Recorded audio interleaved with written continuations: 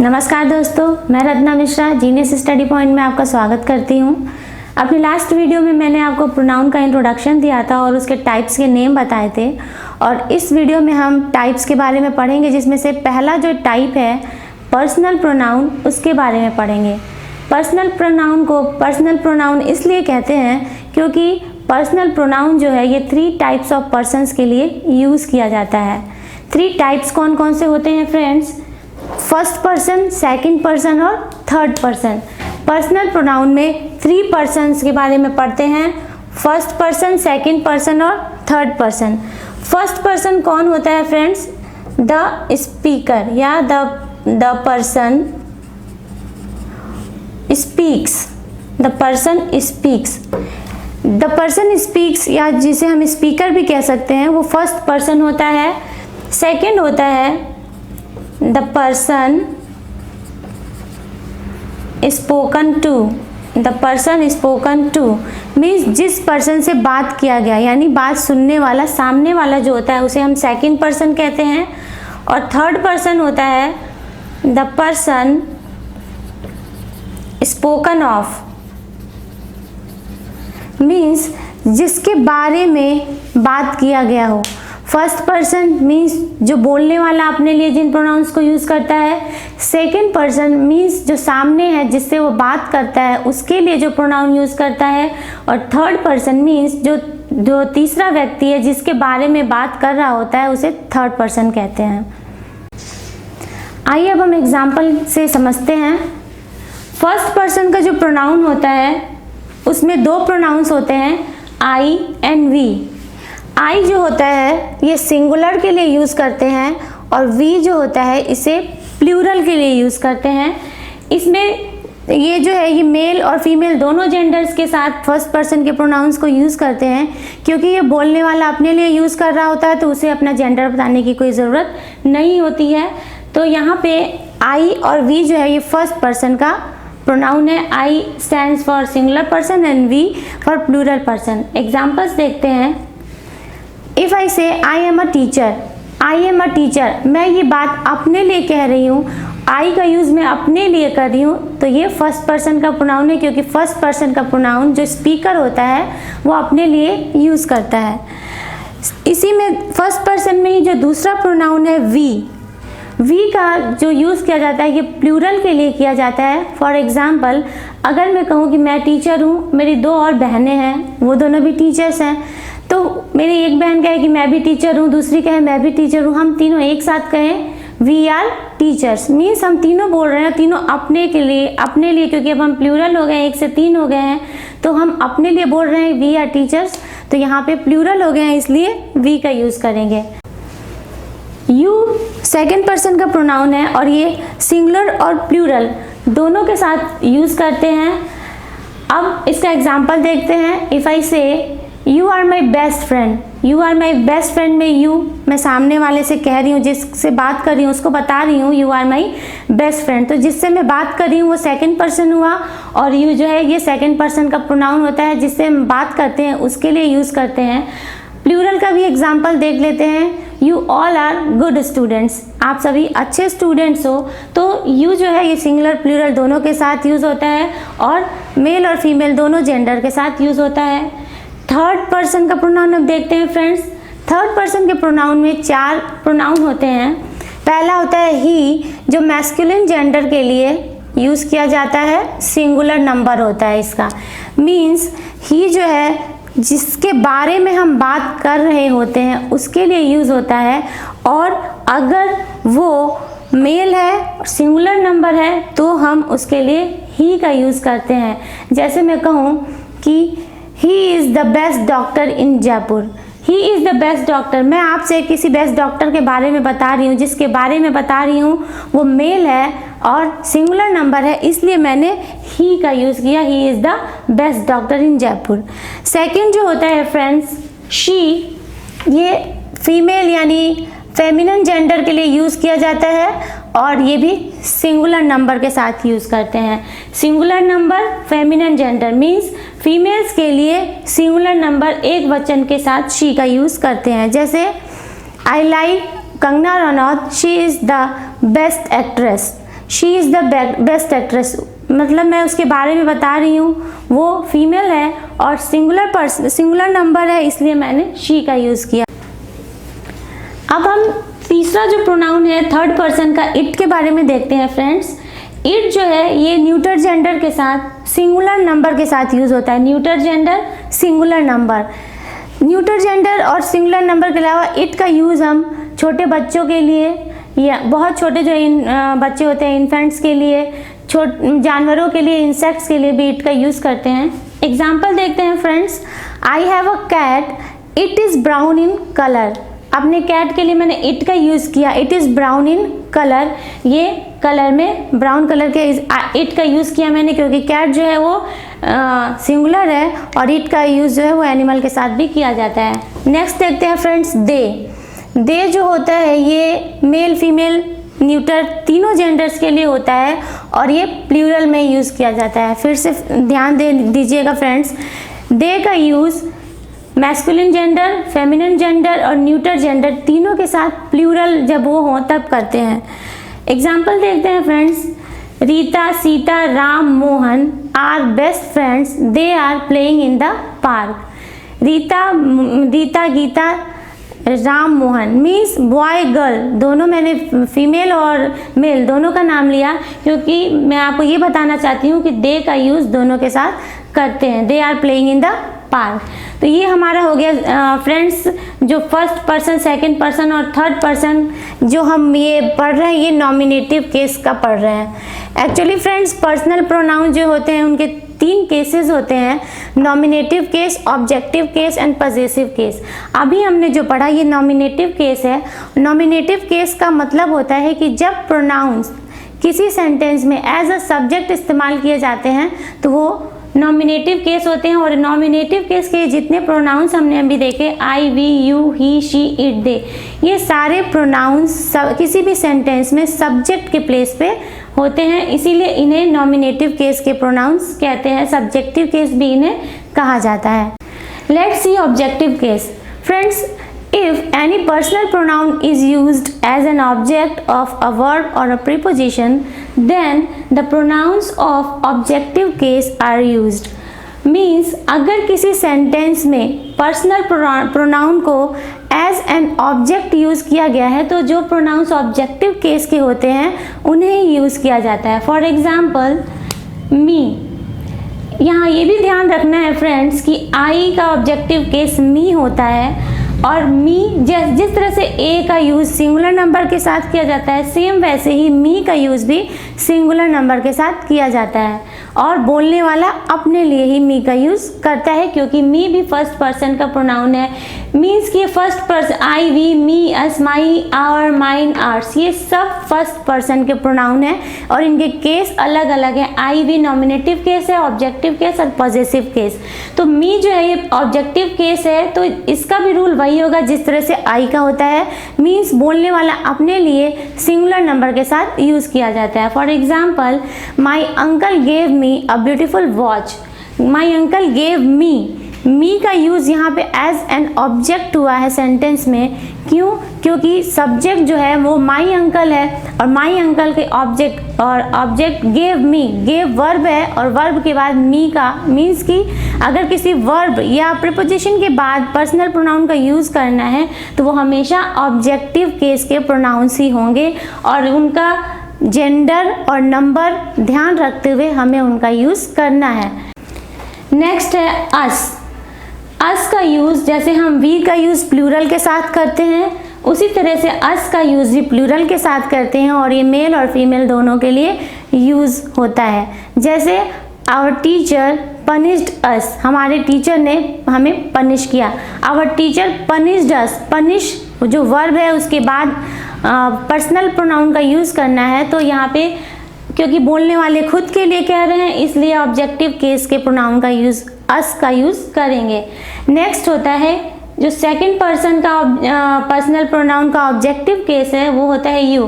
Friends, you जो है ये नॉमिनेटिव केस में भी यू होता है और ऑब्जेक्टिव केस में भी यू होता है, इसमें कोई चेंजेस नहीं होते हैं।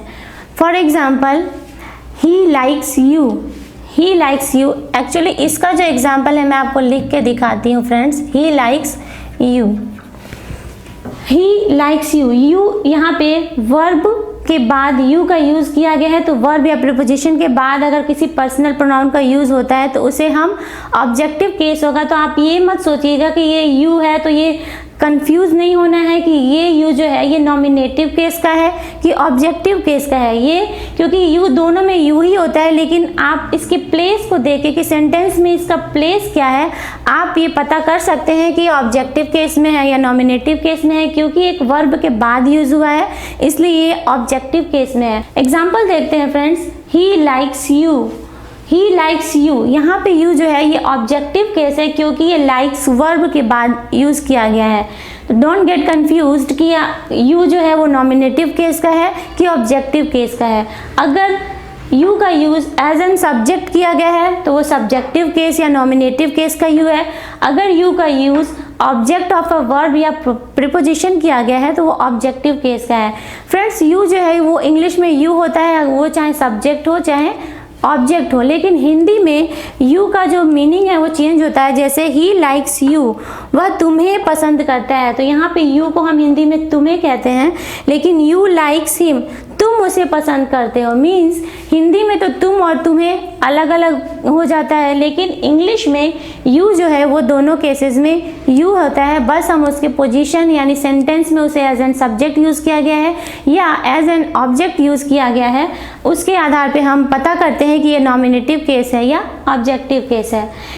फ्रेंड्स अब हम थर्ड पर्सन के ऑब्जेक्टिव केसेस को देखते हैं। इसमें जो पहला है वो हिम, क्योंकि हमें जिसके बारे में हम बात कर रहे होते हैं उसके बारे में हमें बताना पड़ता है कि हम किसी मेल के बारे में बात कर रहे हैं या फीमेल के बारे में बात कर रहे हैं या किसी न्यूट्रल जेंडर के बारे में बात कर रहे हैं, तो उसके लिए हमें जेंडर को स्पेसिफाई करना होता है। जैसे कि हमें फर्स्ट और सेकंड पर्सन में नहीं करना होता है, क्योंकि फर्स्ट पर्सन जो बोलता है वो अपने लिए बोलता है तो उसे अपने जेंडर के बारे में बताने की ज़रूरत नहीं है। जिससे बात कर रहा होता है उसको भी वो जानता है कि कौन सा जेंडर है, उसके बारे में भी बताने की ज़रूरत नहीं है। लेकिन जब मैं किसी सामने वाले से किसी तीसरे के बारे में बात करती हूँ तो मुझे उसके जेंडर को स्पेसिफाई करना होता है कि वो मेल है या फीमेल है। इसीलिए थर्ड पर्सन के जो 4 प्रोनाउंस होते हैं, तो यहाँ पे हिम है ऑब्जेक्टिव केस में, जो ही का ऑब्जेक्टिव केस हिम होता है। और सेम जैसे ही का use masculine gender singular number के साथ होता है यूज़, सेम उसी तरह से हिम का यूज़ भी मैस्कुलिन जेंडर सिंगुलर नंबर के साथ करते हैं। For example I gave him a book, मैंने उसे एक किताब दी। I gave him, him gave verb के बाद यूज़ हुआ है, ऑब्जेक्टिव केस में यूज़ हुआ है। और हिम मैं इसलिए बता रही हूँ क्योंकि मैंने किसी लड़के को किताब दी, तो मुझे ये नहीं बताना पड़ेगा कि मैं किसी लड़के को दी या लड़की को दी, सिर्फ हिम कह दिया मैंने, बस इससे स्पेसिफाई हो गया कि मैंने किसी लड़के को किताब दी है। शी का ऑब्जेक्टिव केस हर होता है। जैसे शी का यूज़ फीमेल के फेमिनिन जेंडर सिंगुलर नंबर के साथ करते हैं, उसी तरीके से हर का यूज़ भी फेमिनिन जेंडर और सिंगुलर नंबर के साथ करते हैं। For example today is Neha's birthday, I gave her a beautiful frock, I gave her a beautiful frock. मैंने, क्योंकि नेहा एक लड़की है और सिंगुलर नंबर है, इसलिए मैंने ऑब्जेक्टिव केस में गेव वर्ब के बाद ऑब्जेक्टिव केस हर का यूज़ किया। नेक्स्ट होता है इट। इट का यूज़ भी न्यूट्रल जेंडर सिंगुलर नंबर के साथ करते हैं। For example I have a dog, I can not live without it, I can not live without it, मैं इसके बिना नहीं रह सकती। तो I can not live, live verb है और उसके बाद मैंने ऑब्जेक्टिव, सेम उसी तरह से जैसे यू जो है दोनों केसेस में यू होता है, इट भी सब्जेक्टिव केस और ऑब्जेक्टिव केस दोनों में इट होता है। इस सेंटेंस में जो इसका प्लेस है इसके अकॉर्डिंग पता चलता है कि ये ऑब्जेक्ट है या सब्जेक्ट है। मैंने एग्जांपल दिया I can not live without it, without एक प्रीपोजिशन है जिसके बाद इट का यूज़ किया गया है, तो इसलिए ये ऑब्जेक्टिव केस है। अब देखते हैं देम। जैसे दे का यूज़ प्लूरल्स के साथ करते हैं, प्लूरल के साथ करते हैं, और मेल फीमेल दोनों के लिए, न्यूट्रल जेंडर के लिए भी दे का यूज़ किया जाता है, तो उसी प्रकार से देम का भी यूज़ करते हैं। For example the students are in the classroom, don't disturb them.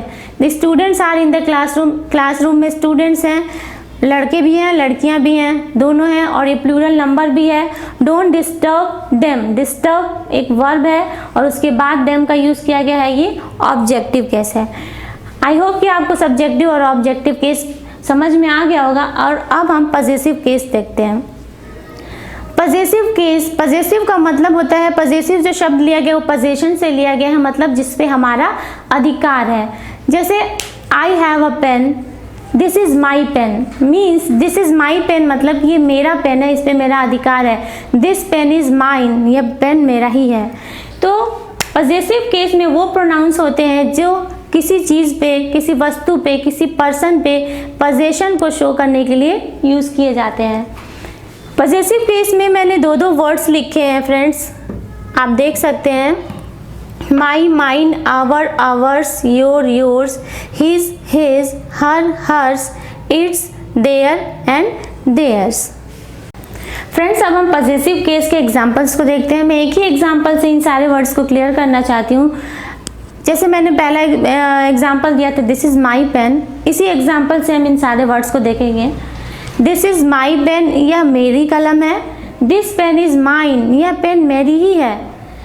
Our, this is our pen, means यह पेन जो है हमारी है, मीन्स यह पेन हम सबकी है। This is our pen, this pen is ours. This is your pen, this pen is yours. This is his pen, this pen is his. This is her pen, this pen is hers. This is my pen, its color is black. This is their pen, this pen is theirs. Means its का एक और example देख लेते हैं। I have a cow, its tail is long. मेरी एक गाय है जिसकी पूंछ लंबी है। Its क्यों यूज हुआ है? क्योंकि its काऊ के लिए आया है, उसकी टेल पे काऊ का पोजीशन है, इसलिए इट आया है। तो फ्रेंड्स जो हम ये दो वर्ड्स इसमें लिखा है हमने, इनमें जो पहले जो सारे वर्ड्स हैं इन्हें ये प्रोनाउन होते ही नहीं है, इन्हें प्रोनाउन के टेबल में दिखाया गया है, लेकिन इन्हें हम कहते हैं पजेसिव एडजेक्टिव्स। पजेसिव एडजेक्टिव्स, ये सारे वर्ड्स प्रोनाउन नहीं होते हैं, इन्हें हम पजेसिव एडजेक्टिव कहते हैं। और ये जो सारे वर्ड्स हैं, mine, our, yours, his, hers, theirs, ये सारे जो हैं ये पजेसिव प्रोनाउन होते हैं। फ्रेंड्स मैंने इन जिन वर्ड्स को एनसर्कल किया है, एक्चुअली ये पजेसिव प्रोनाउन नहीं होते हैं, बल्कि ये पजेसिव एडजेक्टिव होते हैं। और sometimes they are called pronominal adjectives, क्योंकि ये प्रोनाउन से ही बने होते हैं, इसलिए इन्हें प्रोनॉमिनल एडजेक्टिव्स भी कहते हैं। तो सेंटेंस में कैसे इनका यूज़ करते हैं, कैसे हम पता करेंगे कि एडजेक्टिव क्या है और प्रोनाउन क्या है। फ्रेंड्स अगर सेंटेंस में ये जो सारे वर्ड्स हैं ये किसी नाउन के साथ यूज़ होते हैं, मीन्स इनके जस्ट बाद में कोई नाउन आता है, तो ये सेंटेंस एक एडजेक्टिव की तरह काम करते हैं, इसलिए इन्हें पजेसिव एडजेक्टिव कहते हैं। For example this is my pen, यहाँ माई के जस्ट बाद में पेन आया है जो कि एक नाउन है, इसलिए ये एक प्रोनाउन का काम ना करके ये एक एडजेक्टिव का काम कर रहा है, और इसलिए ये जो माई है ये पजेसिव एडजेक्टिव है। एग्जाम में कभी आ जाए आपके कि ये सेंटेंस आ जाए, माई को अंडरलाइन करके पूछे कि ये कौन सा पार्ट्स ऑफ स्पीच है, तो आप इसको पजेसिव एडजेक्टिव कहेंगे, ना कि पजेसिव प्रोनाउन। पजेसिव प्रोनाउन वो होता है फ्रेंड्स जिसके जस्ट बाद में कोई नाउन नहीं आए। जैसे इसी सेंटेंस को हम देखें, दिस पेन इज माइन, तो दिस पेन इज माइन में पेन पहले ही आ गया है, माइन के जस्ट बाद में कोई नाउन नहीं है। तो इसलिए ये जितने सारे जो वर्ड्स हैं जिनको मैंने अनसर्कल किया, इसको हमेशा ध्यान में रखिएगा। ये कंपटीशन के लिए बहुत ही इम्पॉर्टेंट बात है कि ये सारे जो है ये पजेसिव एडजेक्टिव हैं, पजेसिव प्रोनाउन नहीं है। आई होप कि आपको पर्सनल प्रोनाउन की टेबल अच्छे से समझ में आ गई होगी। नेक्स्ट वीडियो में हम पर्सनल प्रोनाउन से रिलेटेड जो रूल्स हैं वो देखेंगे कि पर्सनल प्रोनाउन को यूज़ करते समय क्या क्या सावधानियां रखनी चाहिए और उनका सेंटेंस में किस तरह से यूज़ किया जाता है, उनके रूल्स क्या हैं, इनके बारे में हम डिटेल से हमारे नेक्स्ट वीडियो में पढ़ेंगे। तब तक के लिए नमस्कार।